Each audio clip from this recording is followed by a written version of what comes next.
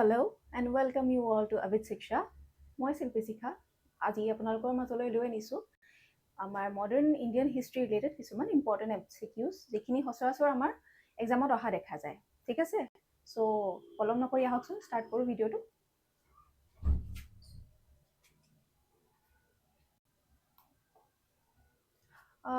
So question ইখিনি আপোনালোকে চাই ভিডিঅটো পজ কৰি নিজে সলভ কৰিব ট্ৰাই কৰিব ঠিক আছে আৰু আজিৰ যিখিনি কোৱেশ্চনছ they are from easy to moderate okay বহুত বেছি টাফ লেভেলৰ কোৱেশ্চন নাই না আমি পিছত যেতিয়া আকৌ ডিসকাস কৰিম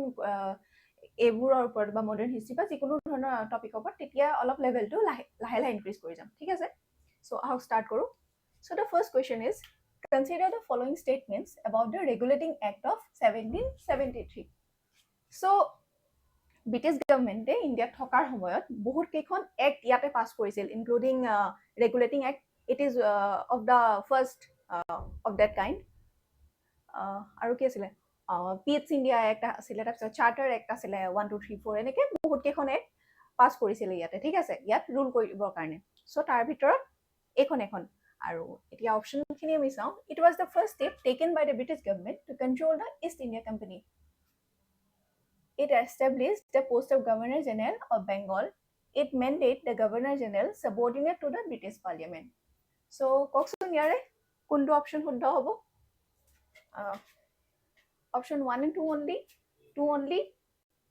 1 and 3 only sorry एक second option to নাহিলে মই লিখি দিছো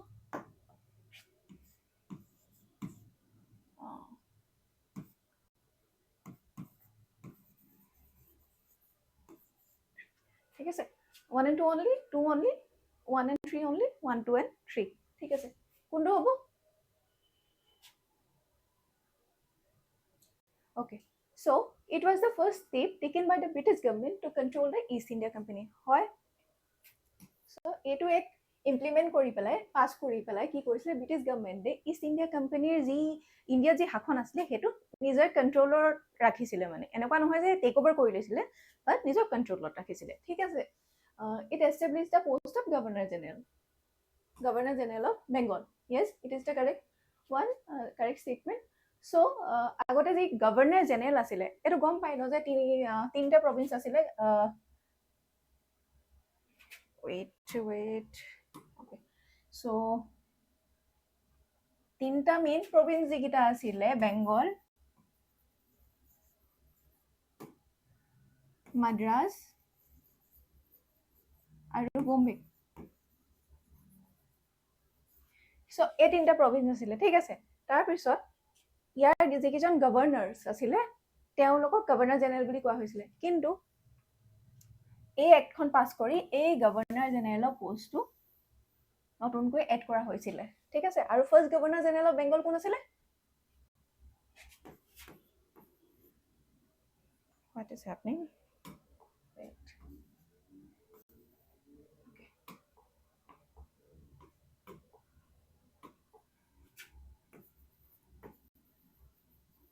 Warren Hastings ঠিক আছে he was the first governor general of Bengal next statement it made the governor general subordinate to the British Parliament so a to statement actually correct নহয়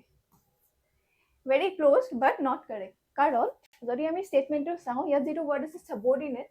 হেতু আপোনাৰ apply হ'ব এই দুটা প্ৰভিন্সৰ ক্ষেত্ৰত ঠিক আছে governor of Madras and governor of Bombay এই দুজনক গভৰ্ণৰ জেনেৰেল অফ বেংগলৰ বা গভৰ্ণৰ জেনেৰেল মানে যি বেংগল প্ৰভিন্স আছে তেওঁৰ যি এইজনক মানে মেইন আপোনাৰ গভৰ্ণৰ হিচাপে লৈ এই প্ৰভিন্সৰ সাবঅৰ্ডিনেট হিচাপে ৰখা হৈছিল ঠিক আছে okay so the correct answer will be answer option 1 and 2 only so the second question is which of the following features about the subsidiary alliance is true subsidiary alliance yes ileto so it is one of the policy of British to expand their power in the territory of India ঠিক আছে তাৰ লগতে আৰু এটা যেটো আছিল doctrine of lapse ঠিক আছে so and this policy was given the shape by Lord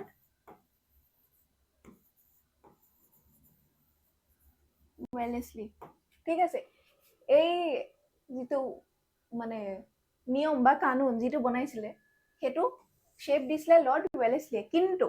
Lord Wellesley was not the founder of particular this policy ঠিক আছে হেতু that policy was founded by Duplex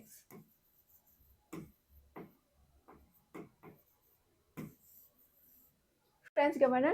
Duplex qua up to you but it was introduced by him but it was given force বা এটো যেটো মানে কামত লগাইছিলে so এটো শেপ দিছিলে কিন্তু এই মানুহজনে but introduced by Duplex যদি কেতিয়াবা এক্সামত কোৱেশ্চনছ আহে কোৱেশ্চন আহে মানে স্টেটমেন্ট আহে যে that particular this subsidiary alliance was introduced in the India by Lord Wellesley so that statement will be wrong ঠিক আছে so statements the Indian rulers had to accept British forces within their territory they were free to conduct foreign relations independently the cost of maintaining British troops was borne by Indian rulers so yes this is the correct statement Indian rulers British force khini teolokor territory rakhibo loga hoisile that's true they were free to no they were not free to conduct any foreign relations independently to teolokor jikhini foreign relation hobo hekhini on their behalf kone koriba British government aru British teolokor ejon mane agent teolokor ৰাজ্যত ৰাখি থৈছিলে ঠিক আছে কোনো ধৰণৰ আৰু এটা কথা কোনো ধৰণৰ কি কয় ফৰেন কোনো ধৰণৰ ফৰেনাৰে এই পাৰ্টিকুলাৰ মানে ষ্টেট খনত জবত নিযুক্ত হ'ব নোৱাৰিব বা মানে এপইন্টেড থাকিব নোৱাৰিব ঠিক আছে হেতু এটা আছিল মানে ব্ৰিটিছৰ এটা পলিচিৰ আন্ডাৰতে বুলি ধৰিব পাৰি the cost of maintaining British troops was borne by Indian rulers yes so the correct answer will be 1 and 3 only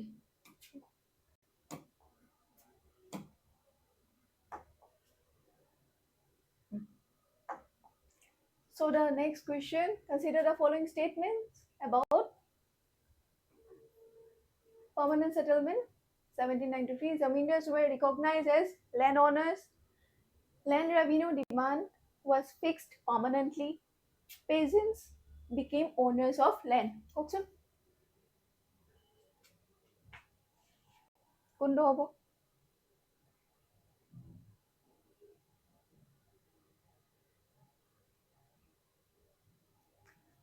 so permanent settlement ki asile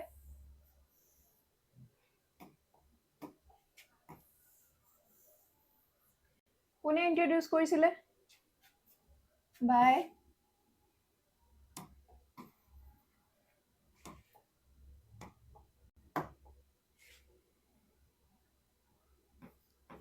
Lord Cornwallis with the help of Sir John Shore but এটো নাম মনত ৰাখিব Lord Cornwallis in the year of 1793 এনেকুৱা বহুতখিনি কৰিছিলে permanent সেটেলমেন্টৰ হৈতে আৰু কিছুমান তেওঁলোকৰ মানে ল্যান্ড ট্যাক্স মানে এপ্লাই কৰা আৰু কিছুমান মেথড আছে তাৰ ভিতৰত আৰু আছিল আপোনাৰ ৰায়তবাৰী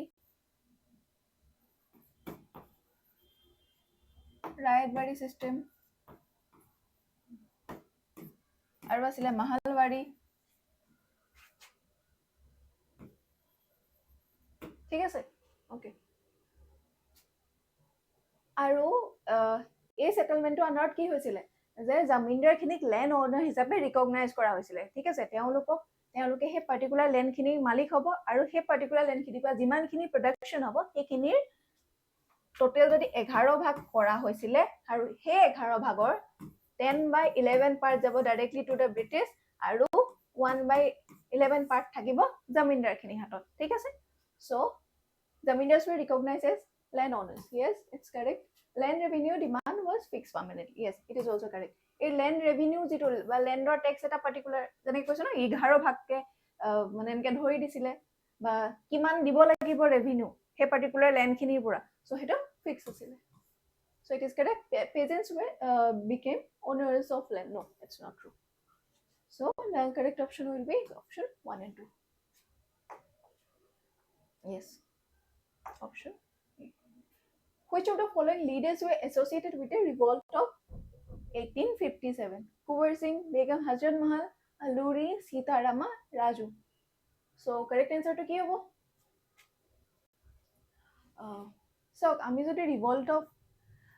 1857 কথা চাওঁ, it was a great event taken place in the history, যেটো আমাৰ modern Indian history এটা মানে very important part আমাৰ এক্সামৰ কাৰণেও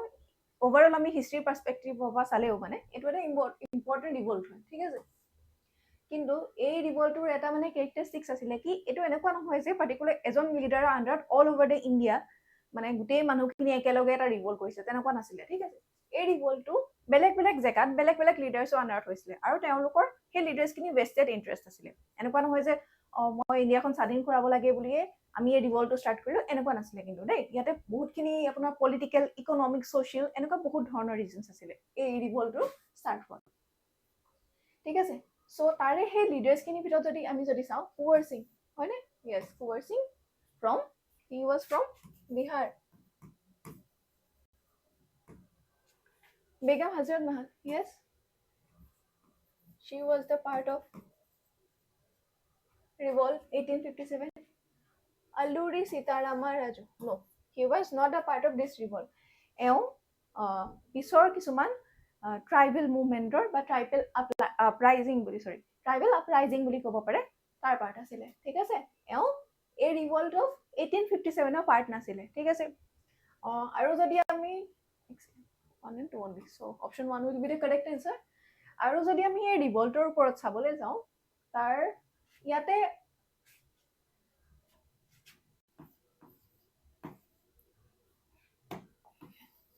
আচ্ছা, so বাহাদুৰ শাহ,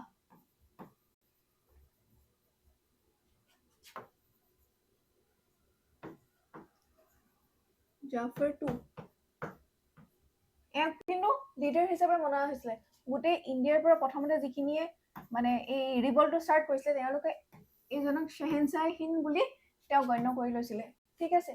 আৰু হেতুৰ এই মুভমেণ্টৰ এটা ষ্ট্ৰাইকিং ফিচাৰ হ'ল যে এই টাইমটোত কোনো ধৰণৰ ইণ্ডিয়াত কমিউনিয়েল গালফ আমি দেখিবলৈ পোৱা নাছিলোঁ, সেইটো বহুত পিছত আহিছে, ঠিক আছে? এই ৰিভল্টত ইণ্ডিয়া হিন্দু হওক মুছলিম হওক সকলোৱে মানে একেলগে মিলি আছিলে, ঠিক আছে? আৰু যদি ইয়াৰ আমি লিডাৰ্ছৰ বিষয়ে চাবলৈ যাওঁ, কুঁৱৰ সিং হ'ল, বেগম হজৰত মহল হ'ল, আমাৰ চবতকৈ ফেভৰেট ঝাঁচী কি ৰাণী লক্ষ্মীবাই, she was from ঝাঁচী। আৰু কোন আছিলে? খান বাহাদুৰ খান,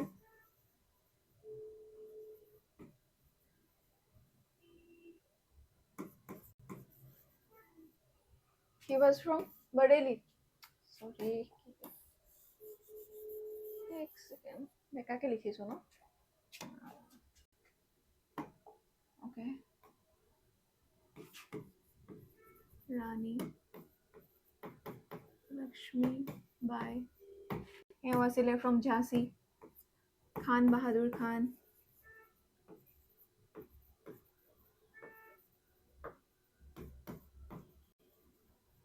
ফ্ৰম বৰেলি। আৰু কোন আছিলে? নানা চাহেব ফ্ৰম কানপুৰ, ঠিক আছে? So they are the important leaders. Yes, Alluri Sitarama Raju belong to the tribal revolt of this. এই আৰু এটা যদি information go about this revolt, so revolt of 1857 এনেকুৱা নহয় যে একদম প্ৰথমবাৰৰ কাৰণে ইণ্ডিয়াত কোনোবা এটা ৰিভল্ট হৈছিলে and that is the revolt of 1857, ঠিক আছে? বা চিপয় মিউটিনি বুলি যিটো আমি নাম দিব পাৰোঁ, ইয়াত চিপয় মিউটিনি বুলিও কয় ন, চিপয় মিউটিনি বা অসমীয়াত কম আমি চিপাহী বিদ্ৰোহ, ঠিক আছে? চিপাহী বিদ্ৰোহ। সো ইয়াৰ আগতো কিন্তু বহুত ধৰণৰ ট্ৰাইবেল আপৰাইজিং বা পেজেণ্ট মুভমেণ্ট ইয়াত হৈছিলে। সো কেতিয়াবা ষ্টেটমেণ্ট এনেকুৱা আহিব পাৰে যে sepoy mutiny was the first movement for independence বা was the first movement in India taken place for the independence এনেকুৱা টাইপৰ যদি question আহে আৰু তো গম পাব যে that statement will be wrong ঠিক আছে so consider the following statement is true about Government of India Act 1858 it ended the rule of East India Company it promised religious freedom to Indians it introduced diarchy in the provinces so Government of India Act 1858 যদি আমি চাওঁ এটো কেতিয়া হৈছিল সিপয় mutiny পাছত এই একখন pass কৰা হৈছিল আৰু ডাইৰেক্টলি ব্ৰিটিছ ইষ্ট ইণ্ডিয়া কোম্পানীৰ পৰা সেই তেওঁলোকৰ যেটো পাৱাৰ হেখিনি কুইনৰ হাতত মানে যে ব্ৰিটিছ ক্ৰাউন তাৰ হাতলৈ গুছি গৈছিল ঠিক আছে so yes the first statement is correct it ended the rule of East India Company it promised religious freedoms to Indians ঠিক আছে so যদি আমি 1857 এর রিভল্টত চাও তার কিছুমান মানে রিলিজিয়াস বিলিফক আঘাত কৰা নিচিনা কাৰ্য হৈছিল যেটো কাৰণে ৰিভল্টটো এটা মানে ৰিভল্টৰ এটা কাৰণ হ'ব কাৰণ আছিল অবভিয়াসলি হেতু তো যেতিয়া মানে তেওঁলোকে দেখিছে যে এনেকুৱা ধৰণৰ কাৰণত যে ইণ্ডিয়ানবোৰ ৰিভল্ট কৰিব পাৰে সো ইন ফিউচাৰ তেনেকুৱা ধৰণৰ পৰিস্থিতিৰ পৰা হাত হাৰিবলৈ কাৰণে ৰিলিজিয়াস ফ্ৰীডম দিলু বুলি ইণ্ডিয়ানছ কিনে এশ্যোৰেন্স দিছিলে okay it introduced diarchy in the provinces no এইখন actor under diarchy in the provinces অনা নাছিলে এটো বহুত পিছত 1919 দেখোন এক পাস কৰিছিলে গভৰ্নমেন্ট অফ ইন্ডিয়া 1919 GOI 1919 এখন এ diarchy এটো মানে অনা হৈছিল ঠিক আছে so the answer will be 1 and 2 only diarchy come yeah so the next question consider the following statements about INC and choose the correct answer so INC ba full form Indian National Congress কেটে form হয়েছিল yes founded in 1885 ঠিক আছে by whom A.O. Hume so the second statement A.O. Hume played a key role yes এই সংগঠনটো গঠন কৰাত A.O. Humeৰ মুখ্য ভূমিকা আছিল ঠিক আছে but he was not a president of that particular session of INC or the first session of INC ঠিক আছে তেওঁ কোন আছিল W.C. Banerjee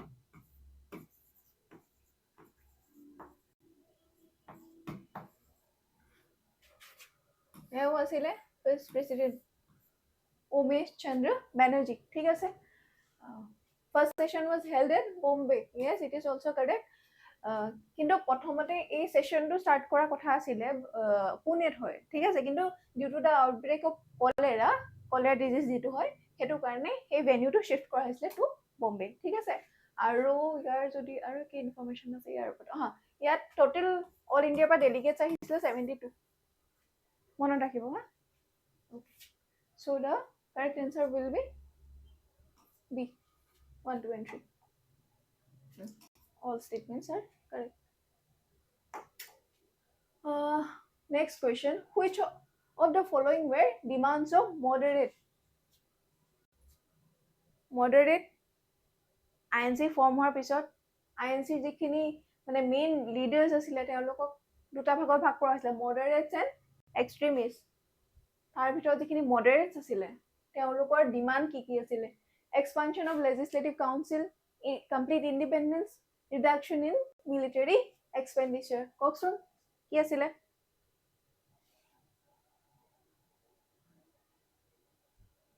yes the first statement is correct expansion of legislative council ঠিক আছে complete independence না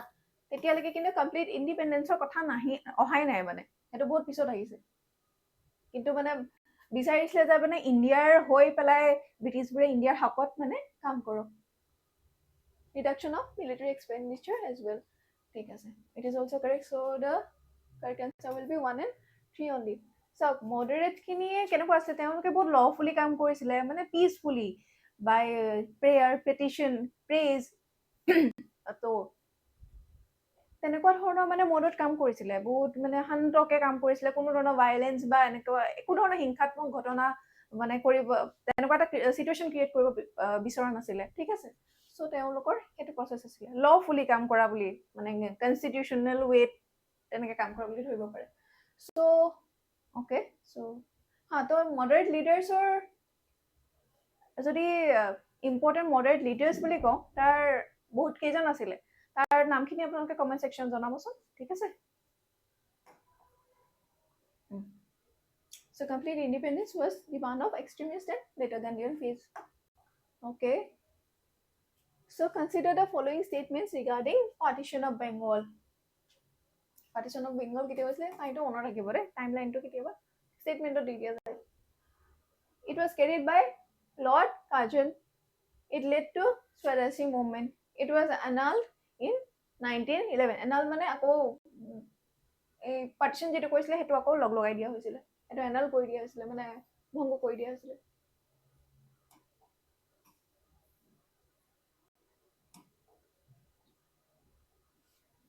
so কওকচোন কোনকেইটা কাৰেক্ট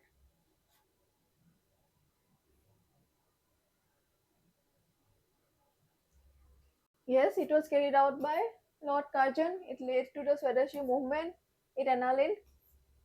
1911. So, যদি আমি মডাৰ্ণ ইণ্ডিয়ান হিষ্ট্ৰী পঢ়ো তেতিয়া দৰকাৰী নহয় যে ইচ এণ্ড এভৰি ইভেণ্ট মানে মনত ৰাখিব লাগে ঠিক আছে কিন্তু ইম্পৰ্টেণ্ট যিখিনি ইভেণ্টছ হয় সেইখিনি ক্ৰনলজিকেলি যদি মনত ৰাখিব পাৰে আৰু সেইখিনি তেতিয়া ভালো হয় আৰু যিখিনি আপোনাৰ টাইম লাইনছ হয় টাইম লাইনছ মানে কোনটো ইয়েৰ কোনটো ডেট সেইখিনি পঢ়োতে নিজে মনত আহি যায় সেইখিনি মানে এক্সট্ৰাকে মুখস্থ কৰিবলগীয়া নহয় আৰু যদি আপোনালোকে ক্ৰনলজিটো গম পায় ন সেইখিনি অট'মেটিকেলি মানে মনত থাকি যাব ঠিক আছে So yes, it is correct. So Bengal partitioner decision to কিয় লোৱা হৈছিলে গম পাই নে আপোনালোকে So Bengal partitioner decision to এইকাৰণে লোৱা হৈছিলে যে সেইটো টাইমত সেই বেংগলৰ গোটেই এৰিয়াটোত বহুত ডাঙৰ এৰিয়া আছিলে নট অনলি আজিৰ ৱেষ্ট বেংগল নহয় ইনক্লুডিং আপোনাৰ বাংলাদেশ আছিলে বিহাৰৰ অলপ পাৰ্ট আছিলে তাৰপিছত Orissa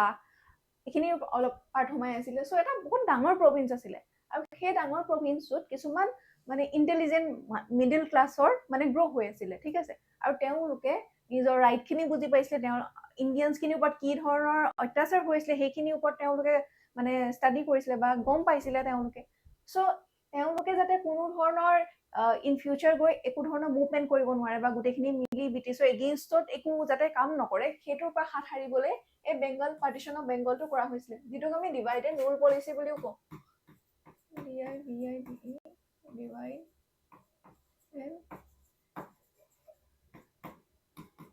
divide and rule policy of British বুলি কওঁ কিন্তু ব্ৰিটিছে কজটো কি ৰিজনটো কি দিছিলে পাৰ্টিশ্যনৰ যে এইটো এটা বহুত ডাঙৰ পৰ্চন হয় আৰু এডমিনিষ্ট্ৰেটিভ পাৰপাজৰ কাৰণে আমি এইটো পাৰ্ট কৰি দিছো আৰু এই ডিভাইডটোৱেদি মানে এই ডিভাইড এণ্ড ৰুল পলিচিটোৱেদি তেওঁলোকে কমিউনেল গাল্ফ সৃষ্টি কৰিব ট্ৰাই কৰিছিলে মানে হিন্দু আৰু মুছলিমৰ মাজত বিভেদ সৃষ্টি কৰিব ট্ৰাই কৰিছিলে ঠিক আছে Okay, so yeah, correct answer will be option C.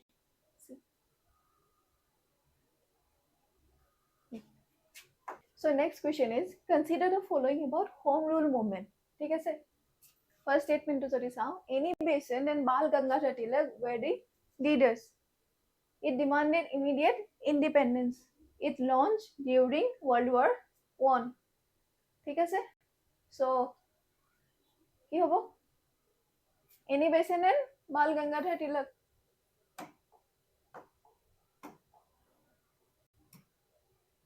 Yes,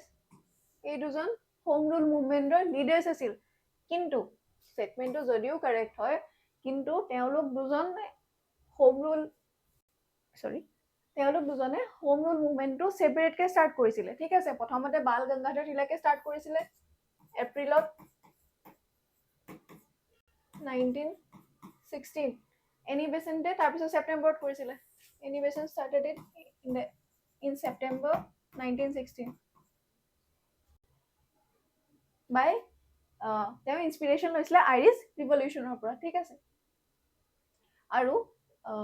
এই বাল গংগাধৰ তিলকৰ যি হোম ৰুল মুভমেণ্ট হয় তাৰ ক'ত জেগাত যদি আমি স্প্ৰেড হৈ আছিলে বুলি বা স্প্ৰেড হৈছিলে বুলি যদি চাওঁ সেইখিনি হ'ব আপোনাৰ মহাৰাষ্ট্ৰ এক্সক্লুডিং বম্বে আছিলে বেৰাৰ ৰিজনত আছিলে চেণ্ট্ৰেল প্ৰভিন্সত যিখিনি আমি এতিয়া চেণ্ট্ৰেল ইণ্ডিয়াৰ পাৰ্ট তাত বুলি ধৰিব পাৰে এনি বেচেণ্টৰ বাকী ৰেষ্ট অফ দ্য ইণ্ডিয়াত কিন্তু এনি বেচেণ্টৰ যি হোম ৰুল মুভমেণ্ট সেয়া বেছি পপুলাৰ হৈছিলে আৰু এট দ্য এণ্ড কি হৈছিলে দুইজন লগ লাগি গৈছিলে ঠিক আছে আৰু লগ লাগি লাষ্টত এই মুভমেণ্টটোৰ নাম দিছিলে স্বৰাজ্য সভা বুলি স্বৰাজ্য সভা ইয়া স্বৰাজ্য সভা ঠিক আছে okay it demanded immediate independence নহয় ইমিডিয়েট ইণ্ডিপেণ্ডেন্স তেওঁলোকে ডিমাণ্ড কৰা নাছিলে it was launch during world war one obviously 1916 যেতিয়া world war one so correct answer will be answer option 1 so the next question is which movement was withdrawn after the Chauri Chaura incidents মানে Chauri Chaura ঘটনাটোৰ পিছত কোনটো movement সমাপ্ত কৰি দিয়া হৈছিলে civil disobedience movement non cooperation movement quit India movement Swadeshi movement so কোনটো হ'ব correct answer non cooperation movement এটো it's an easy one so non cooperation movement কেতিয়া start কৰা হৈছিলে in the year 1920 ঠিক আছে যদি non cooperation movementৰ আমি leaders কিনি চাও কোন কোন আছিলে MK Gandhi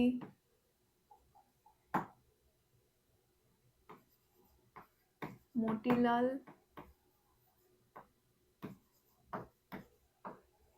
Nehru ঠিক আছে আৰু কোন আছিলে CR Das Ali brothers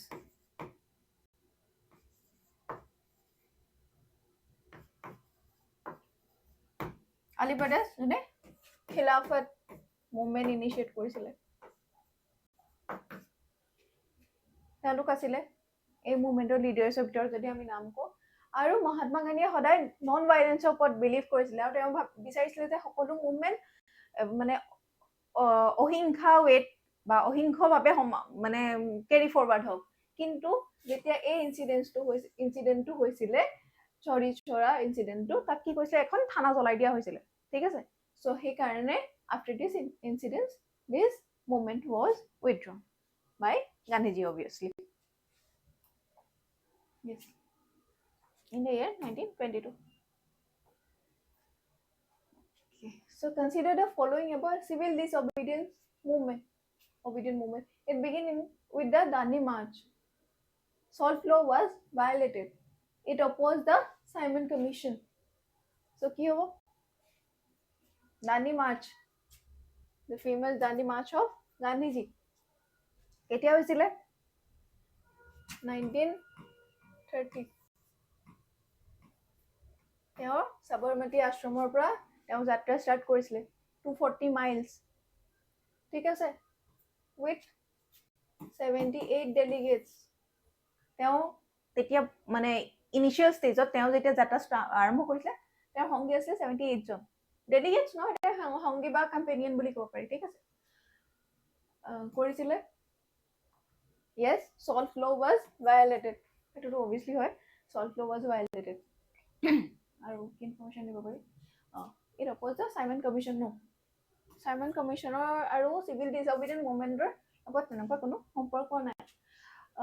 আৰু যদি civil disobedience movement-ৰ আমি আৰু এটা যদি পইণ্ট লওঁ so যদি কোৱেশ্চনটো এনেকৈ আহে is it the first civil disobedience movement occurred in India the answer will be no first to kiss le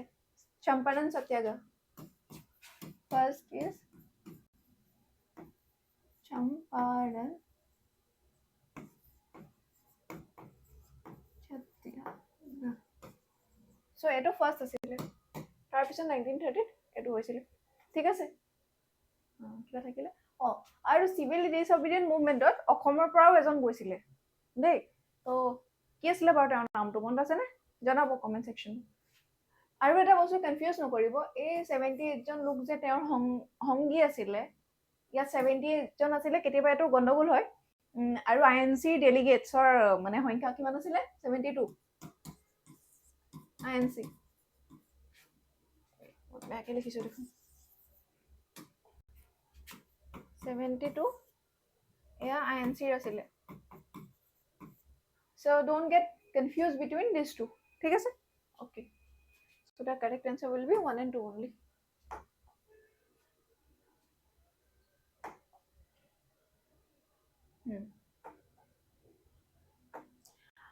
আৰু ইয়াতে যদি সাইমন কমিশন কি আছিল সাইমন কমিশন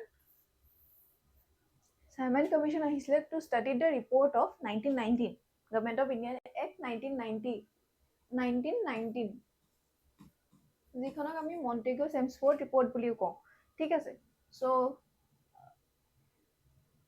1919 ৰ যিখন GOI ৰিপৰ্ট আছিলে সেইখন ষ্টাডি কৰিবৰ কাৰণে সাইমন কমিশ্যন ভাৰতলৈ আহিছিলে কিন্তু ইয়াৰ এটা নেগেটিভ পইণ্ট কি আছিলে যে সাইমন কমিশ্যনক কোনো ধৰণৰ ইণ্ডিয়ানছক ইনক্লুড কৰা নাছিলে ঠিক আছে আৰু হেতুৱে ইণ্ডিয়ানছ খিনিৰ সেন্টিমেন্টক আঘাত দিছিলে আৰু তাৰ পৰা কি আউটকাম আহিছিলে যে তেওঁলোকক অপোজ কৰা হৈছিলে যেটো famous slogan Simon go back ঠিক আছে তো সেই স্লোগানটোৱেদি তেওঁলোকক অপোজ কৰা হৈছিলে আৰু এই মানে অপোজ কৰোতে প্ৰটেষ্টতে লালা লাজপত ৰায় মৃত্যু হৈছে লাঠি চাৰ্জত ঠিক আছে আৰু সেই ঘটনাটো পুটক লবলে পিছত কি কৰিছিলে আমাৰ যি ভগত সিং আৰু তেওঁৰ লগৰীসকলে সন্দেশক হত্যা কৰিছিলে ঠিক আছে তো সাইমন কমিশনৰ ওপৰত যদি আহে মনত ৰাখিব Simon Okay. Consider the following statement about Simon Commission. It had no Indian members already more poised with. It was appointed to review the government of India in 1990. Congress cooperated with it. No. Congress had cooperate kora nasil. Okay, so statement A will be the correct one. Congress also boycotted the commission. Next, consider the following question about statements or questions about Quit India movement. It called for the immediate British withdrawal. It was launched after the failure of Cripps mission. It was supported anonymous. Sorry.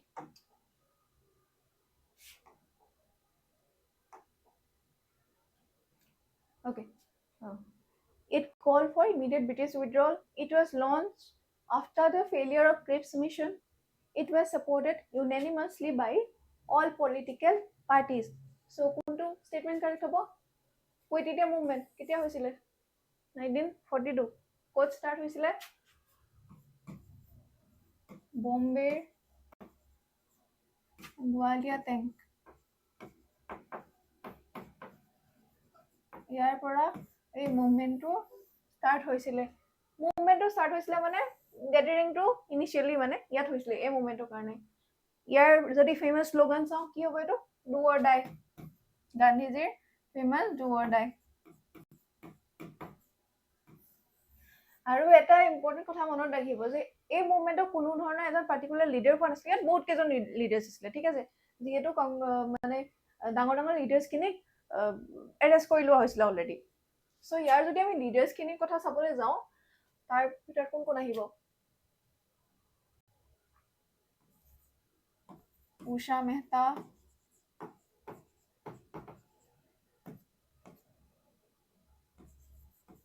Ram Manohar Lohia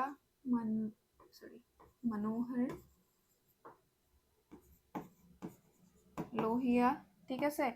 আৰু কোন আহিব Usha Mehta Ram Manohar Lohia JP Narayan Jayaprakash Narayan আৰু কোন আছিল অৰুণা আসফ আলী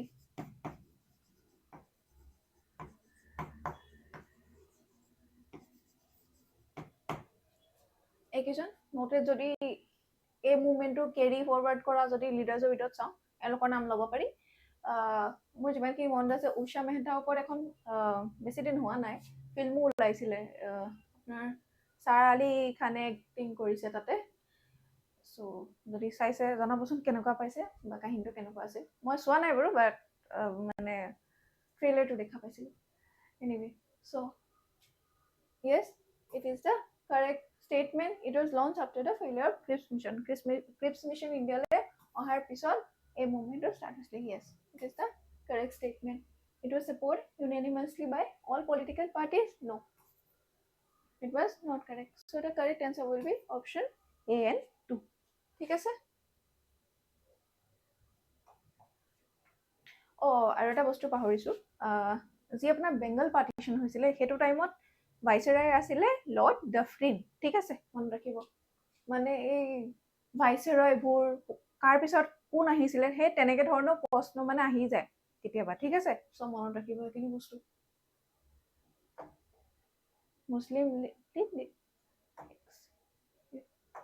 মুছলিম League and along with Muslim League তেতিয়াৰ যি কমিউনিষ্ট পাৰ্টি অফ ইণ্ডিয়া আছিলে কমিউনিষ্ট পাৰ্টি অফ ইণ্ডিয়া আছিলে তেওঁলোকেও কিন্তু সাপোৰ্ট কৰা নাছিলে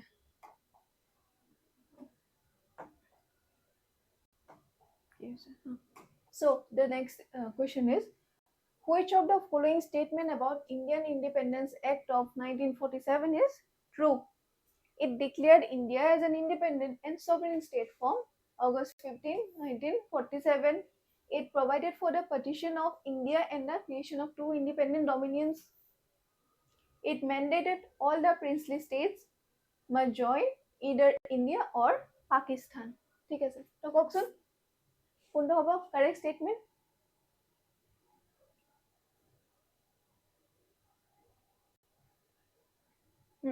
সো আমি যদি চাও এইখনৰ আন্ডাৰত কি হৈছিলে ইণ্ডিয়াক এখন ইণ্ডিপেণ্ডেন্ট আৰু সভাৰেন ষ্টেট হিচাপে গণনা কৰা হৈছিলে আৰু ইমিডিয়েট পাৱাৰ ট্ৰান্সফাৰৰ ব্যৱস্থা কৰা হৈছিলে from British crown to Indian government ঠিক আছে so it is the correct statement It provided for the partition of India and creation of yes India and Pakistan দুখন দেশ হৈছিলে It mandated all the princely states must join either India or Pakistan. No, it is not the correct statement because তেনেকুৱা কোনো ধৰা বন্ধা নিয়ম কৰি দিয়া নাছিলে যে princely states খিনিয়ে মানে ইণ্ডিয়া বা পাকিস্তান জয়েন কৰিবই লাগিব এটো তেওঁলোকৰ ওপৰত আছিলে either they can join India or Pakistan ঠিক আছে আৰু আৰু ইণ্ডিয়াত যিখিনি অলমোস্ট বহুতখিনি ইণ্ডিয়াক জইনে কৰি লৈছিলে যিখিনি মানে ইণ্ডিয়ান সাইডে আছিলে তাৰ ভিতৰত কিন্তু জম্মু কাশ্মীৰ হায়দৰাবাদ আৰু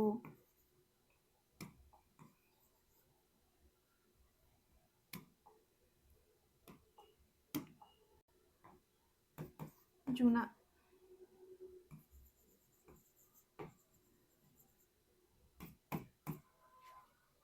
এই তিনিখন প্ৰিন্সলি ষ্টেট কিন্তু লেটাৰ জয়েন কৰিছিলে ইনিশিয়ালি এওঁলোকে মানে জাস্ট আফটাৰ দ্য পাৰ্টিশ্যন ইণ্ডিয়াক জয়েন কৰা নাছিলে ইনষ্ট্ৰুমেণ্ট অফ এক্সেশ্যন হওক বা ফ'ৰ্চফুলি হওক এওঁলোকক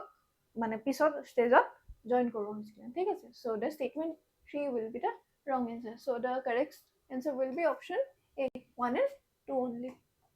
ঠিক আছে yes the princely states were given the right to choose whether they'll join any dominion or not okay so ইমানখিনি আছিলে আজি modern Indian history related MCQs hopefully এই MCQs খিনি আপোনালোকক হেল্প কৰিব so ঠিক আছে আকৌ লগ পাম thank you